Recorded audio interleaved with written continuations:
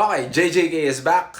Ish. If napanood niyo yung mga reviews ko sa JJK, medyo na-predict ko na magkakaroon ng parang Jujutsu Kaisen Shippuden-ish.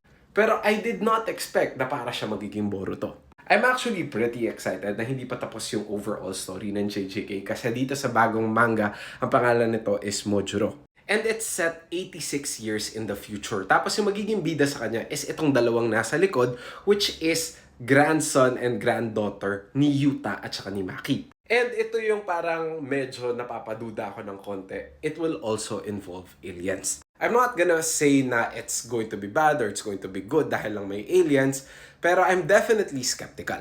I'm still gonna give it a chance though. Like, I'm still going to wait, maganda ba yung magiging overall story. Kasi it doesn't matter kung may aliens ba or wala. Ang importante dito, maganda ba yung story. Most probably, I'm still going to cover the story as long as I'm actually genuinely interested. Either tonight or tomorrow morning magda-drop yung English translation, like yung official one. Hihintayin ko muna yun before I actually fully review the first chapter. Nice.